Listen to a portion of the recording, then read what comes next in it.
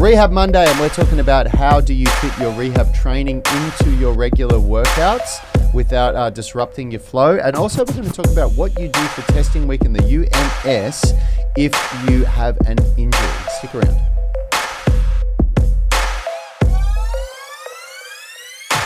What's up, everybody? My name's Yanni Baumeister. To my left is Phil White, our physio, and across the table is Rad. Behind the mixer is Richie. We are Unity Gym and the Unify Movement System. We turn driven people into athletes. If you want to know a little bit more about how we do that, download one of our blueprints in the description of the replay or by jumping on our website. How are we today, boys? Great. Good. Very good. Got a lot going on. Yeah. New week, Monday. New kitchen in the gym. Yeah, and it's testing week here at Unity Gym and in our UMS online coaching program. So exciting. Big stuff. I had an exciting weekend. I got a new surfboard for my 30th from my dad, who I finally lived his surfing dream, where he's been trying to get into me for 30 years. So nice. Got me a nice new board yesterday, and all high on life. It's great. Oh, that's awesome. Lovely. When was your birthday? Well, it's coming up this week. Okay, so, Jesus, I was going to say. But my first wave, a dolphin breached just as I was about to catch the wave, and then got this killer wave at sunset at Ferry Bower in Manly. On the new board? Yeah, on the new board. It's just meant to be. It's one of those moments. It's meant to be. It's great. Yeah. There you go. Look out. Yeah, excited to talk physio questions today. So there haven't been too many issues over the last week on the group. Not many people asking injury questions, which is great. I think it's a testament to the great programming here. But if you do have any specific questions, make sure to get them in the comments if you are watching live on the UMS Movement Mastermind group. Yeah, absolutely. We have a couple of, probably two agendas today. The first one is to talk about how to fit a rehab module into your program without disrupting the entire program, which is really important. And that came off the back of a few people asking that question last week. And second of all, because it's testing week, we also really want to cover the concept of testing and the testing protocols that we do here at Unity Gym and in the Unified Movement System online coaching if you have sustained an issue or an injury. And we had a good question from Kevin Lee, who's one of our superstar online clients, come in over the weekend. He's feeling like he's got a little bit of forearm tendinopathy, golfer's elbow or tennis elbow. Yep. It was tennis elbow, yeah. And which is referring to the outer side of the forearm as opposed to the sort of inside of the elbow. And, he wanted to know whether he should still test or throw in the towel and just focus on overcoming that issue. So first and foremost, why don't we talk about that? Yeah, don't let injuries derail your goals. Simple. Boom, you heard it first right here. Yep. Yeah, there's always something that you can do. And Kevin, of course you're not doing this, what I'm about to say, but a lot of people, it's along the same vein as, I've injured my forearms, I'm going to take a break from training for a little while, and it's just not the way to go. Injuries are a part of life, it's a part of training, and Yanni was even saying last week that Charles Poliquin used to say that if you don't get tendinopathy in your forearms, you're probably not training hard enough. Whether we agree with that or not, those are the words of one of the most renowned strength coaches of the modern era. And we also had that backed up when I spoke to a good friend of ours, Ben Pekulski, who was a IFBB pro Olympia bodybuilder. He said every time I went and did a program with Charles, which he did on multiple occasions, he came out with forearm tendinopathy and had to rehab that for a while afterwards, because Charles loved his thick grip training. Everything he did was with a thicker bar, much more demand on the gripping muscles, and the forearms just get blown out as a result. Yeah. But the takeaway message there is not injure yourself because it's cool, but rather focus on there's just so much you can do, and with testing week especially, you can be testing your lower body really effectively there, and you don't need to be totally derailed by some elbow pain. Well, I was actually going to say the takeaway message is go hard or go home. No, look, could have differing opinions. My response to Kevin, my response to Kevin in the group was really simple. Harden up, princess. Shut up. My response was that you should still go ahead with all the lower body testing, Probably without the deadlift, unless you use straps and there's no discomfort. Yeah. So if you can use straps and you eliminate the discomfort, and just remember, pay attention to how it feels on the first couple of reps, not once you're warmed up. This is specific to Kevin or someone with tendinopathy, because your pain threshold with an injury will tend to go up as the workout progresses, because you warm up and all of that, and you want to sort of use the gauges when you're not fully warmed up, because we want to manage that load for the injured tissue. And but go for it. Still dive in. There's heaps of assessments you can do that aren't going to, really, and this is important, make it real simple. Anything that doesn't aggravate the issue, that doesn't take you above about a 4 or 5 out of 10 on your discomfort meter, you should still do. Yep. Pretty Yep. simple. And there are ways that you can adapt certain exercises like deadlift or carries with using straps to facilitate that.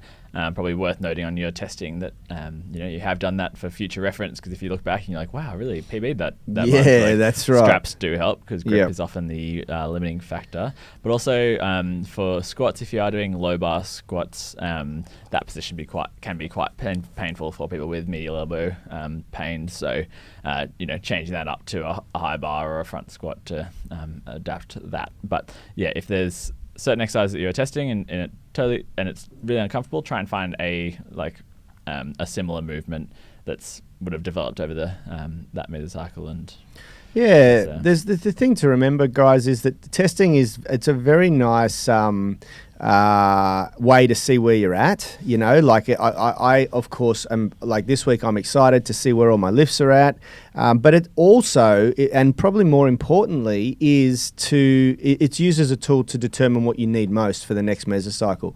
So you may not, in Kevin's case, you may not be able to really get a true maximal lift, but you can still definitely see where your weak links are and determine what you need to work on for the next mesocycle. I feel like did anyone else get the impression that we're on a lopsided boat in the replay? Yeah. We watched a Navy movie, Greyhound, on the weekend, and I feel like we might be on that boat. Anyway, where was I going with that? Yeah, Kevin, test away, basically. Yeah. Test away. And then for upper body, what would you recommend there? Like, just to... look, I think that for the most part, you're not going to be able to squeeze things like the pull-up is probably going to be problematic, and you may just have to either eliminate certain movements and not get a full testing cycle done, or as you warm up, as I said, use that discomfort as a gauge. You really shouldn't be going over a 4 or 5, otherwise you're probably going to really make the issue worse. Yeah.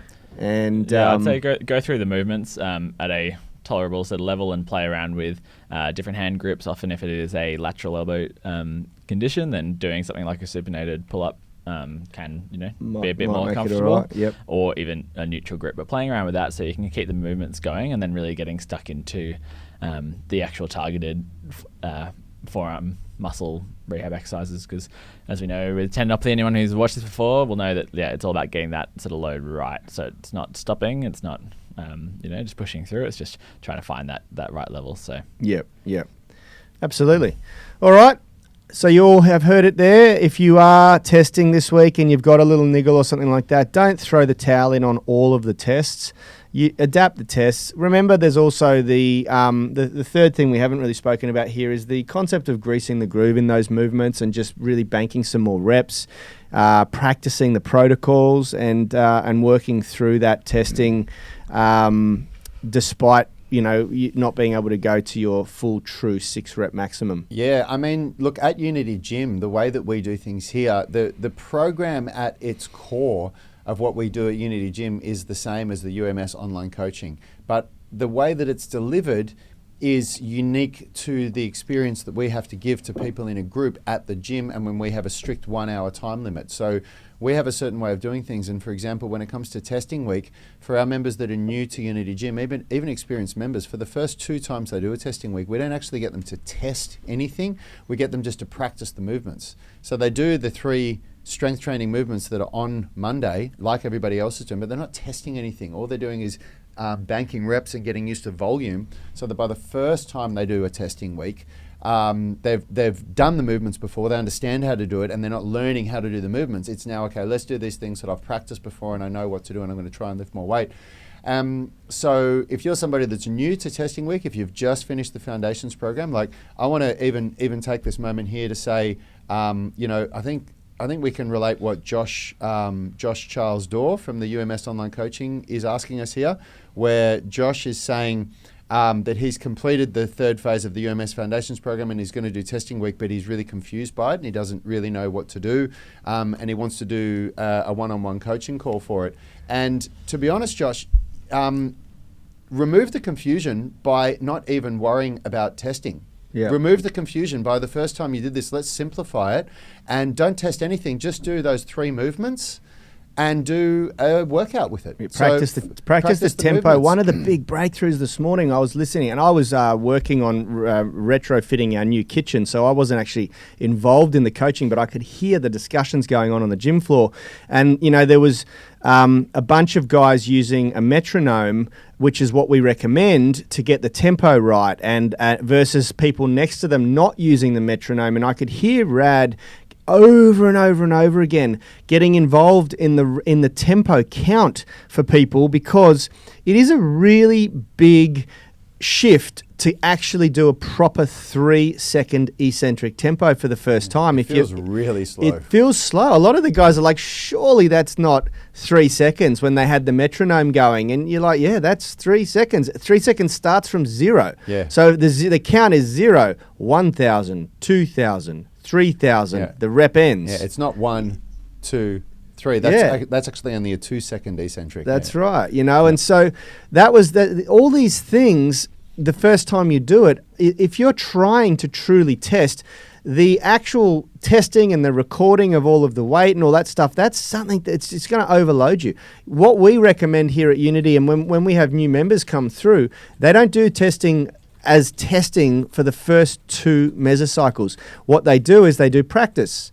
They just practice the method, they practice the protocols, they get used to using a metronome for the eccentric tempo, they get used to moving at that tempo, and 9 times out of 10 what I see as a result of that is their workouts change exponentially after their first practice, because they realize, my God, if I don't practice doing proper tempo, then I'm probably not going to be able to do it when I test next time, and they get more efficient. Their cues and their techniques get dialed in a little bit, and that's what it's really good for. Yeah. So someone like Josh doing it for the first time, his big win is going to come from just practicing. Exactly. And there's no amount of one-on-one coaching that's not true, but if we did a one-on-one coaching session where we go into real depth explaining it, it's still probably just going to confuse you more. If you're somebody that's already looking at this and going, oh my God, I don't get it, I don't understand it. Let's learn the most important thing, which is how do you do the movements and how do you do it at the right tempo. Yep. So your workout for this week, you will do all the testing movements, and all you're going to do is do several sets. You might do, people in the class this morning that weren't doing the testing, that were just doing that, they said, how many sets should I do? I said, as many as you can. Yep. Just there's no time, there's no rest period, just take your time with it. If you get 4 sets done, great. If you get 10 sets done, great. But just do it in a pace that you can absorb it and that you get the opportunity to really not feel like you're under pressure to get anything done, but you're just taking your reps. And Phil has a really good way of talking about this as well for a beginner, where even if we say that we want you to do 10 to 12 reps, which you should be doing, Josh, you should be doing sets of about 10 to 12 reps, not 6 reps like the testing said. You just want to bank reps.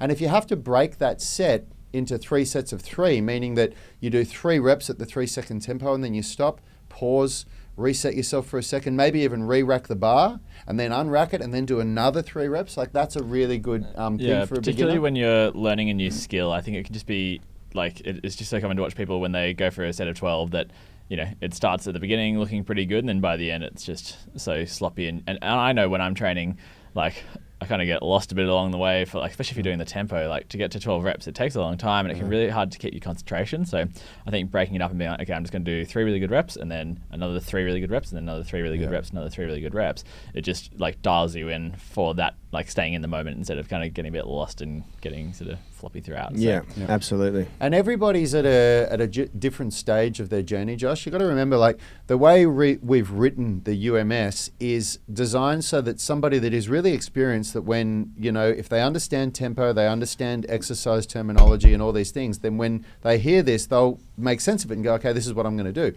But for somebody like you that this might be a lot of jargon that you haven't heard before and it's quite overwhelming, the big win for you is not going to be to come up with some really accurate data for testing. And you might be asking, your next question might be, how do I get results for my next program? All you'll do is the barbell version of the test that you're doing for each of the day. You don't need to know that your back squat or your front squat is stronger or weaker. You'll just do a mesocycle where you'll just work on these same movements again. And then the next time you do testing week and you ask the same questions again, you're really going to feel a little bit more comfortable with it. And if you are somebody that's confused by this, you can expect that probably for the first 3 to 4 testing weeks, it's going to be practice. And that's time really well spent. 100%. That's time really well spent to just go through several months where you're just practicing these movements and practicing them and practicing and practicing, because that is the first step to developing strength. The first step to developing strength is to understand how to do the movements properly and to understand how to read a program. And then you can start going, okay, let's manipulate the amount of weight that I'm going to lift and all these other variables. Yeah, there's a really beautiful time as when you're getting first into this sort of stuff where you can basically do anything and you're going to get better and better and better. Yeah, So getting really targeted coaching there, like I think it's important for particularly getting the techniques right, but getting like fancy about programming there kind of has not that big of an effect. It's more like as you start to get diminishing returns from just doing like turning up and doing some work as a beginner, that's when you start to get real big benefit from having that sort of really targeted programming, which the testing week is so powerful for. So while you're at the beginning, you're just learning these movements, like you're going to get better if you just turn up and do it. So you don't need to worry about all these. Whoop. Oh, yeah. Well, here we go. Yana, you might need to do that. No. Phil's not aware of how it goes up. Sorry, those listening on the podcast, we've just had a little bit of two That's right, let's fix that up later. There you go, Josh. Again, of course, post any more questions that you have about this, but hopefully that's given you some, some clarity on this. Yeah.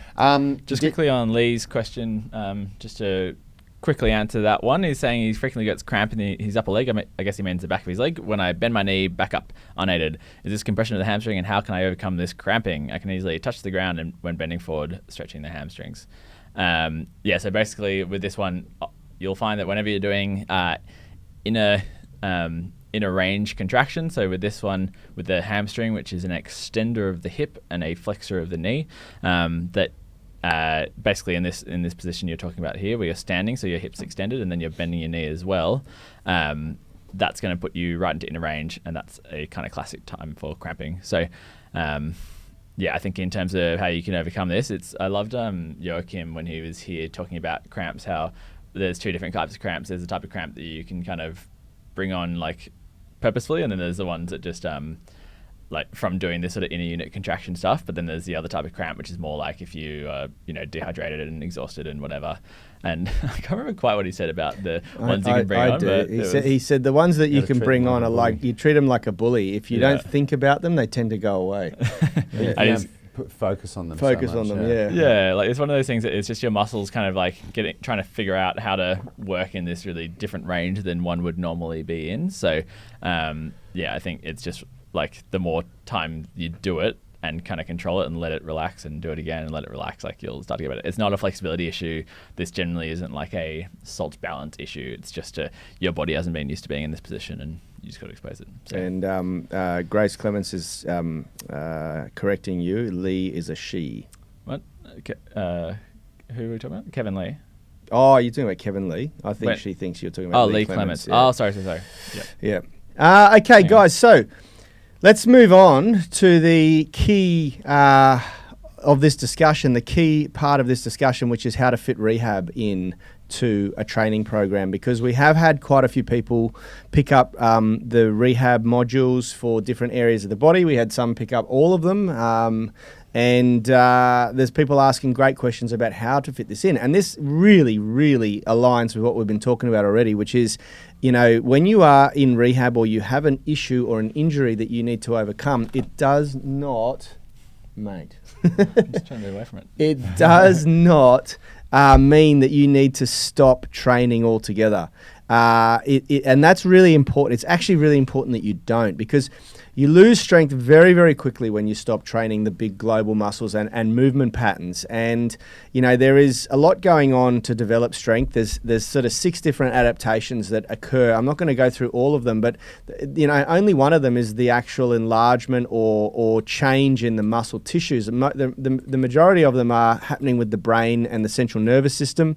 And, that sort of stuff sort of starts to drop away fairly quickly if you don't exercise, if you don't practice.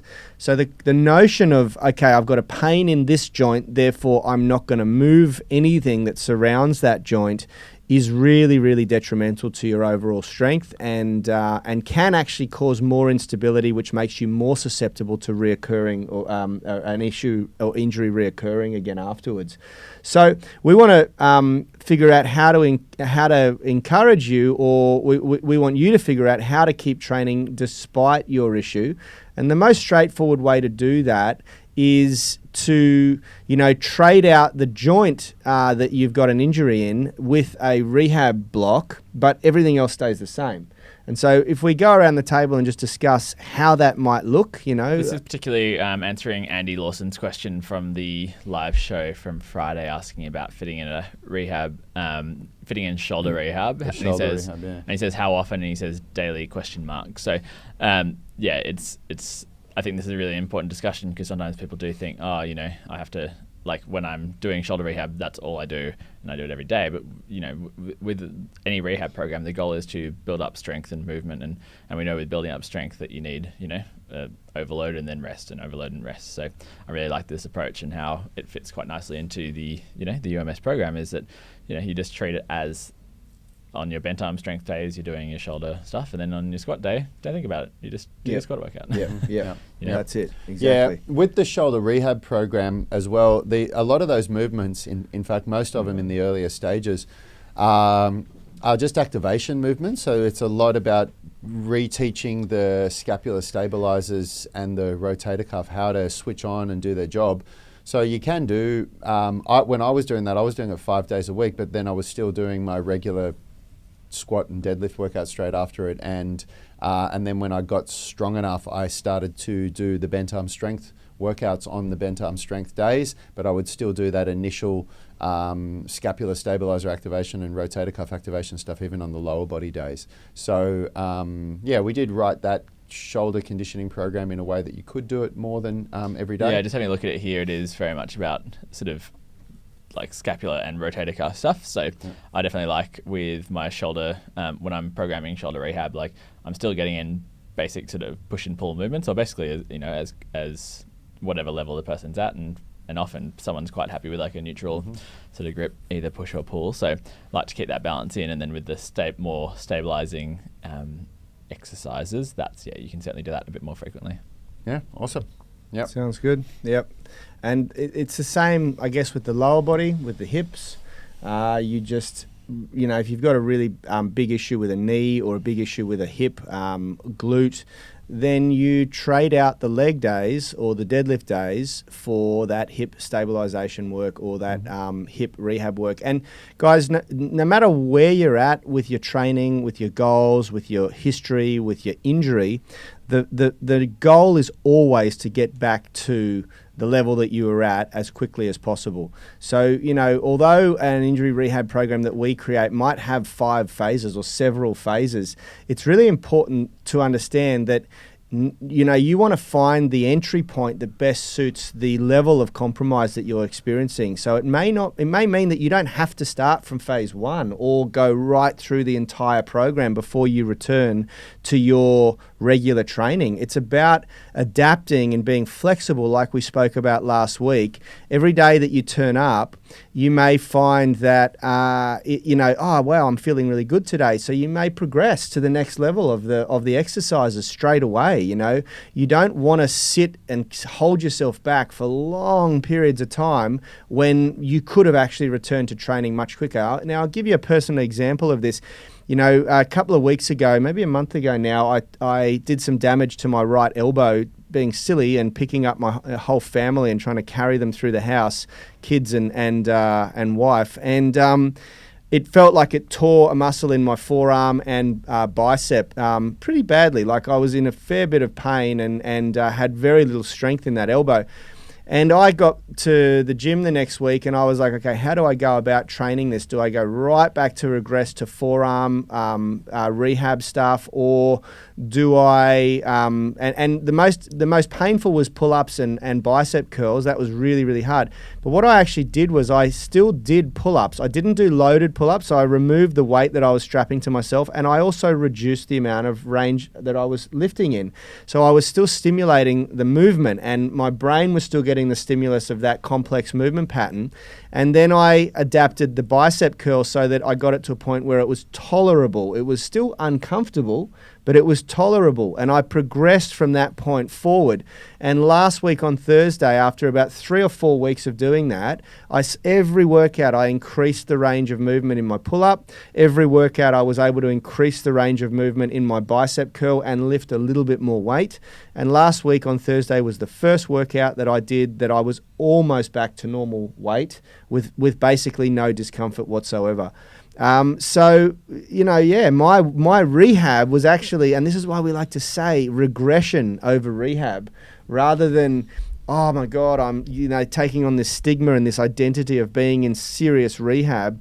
The level that you regress back is going to be very individual based on your needs. Yeah, and I really like what you were talking there with the changing the range, and I think training within your available range, you can often, with certain injuries, can really load up in just a slightly reduced range and then still get a great strength stimulus that will carry over. Best to work with a physio if you're a bit unsure about this, but often with especially with knee injuries, like getting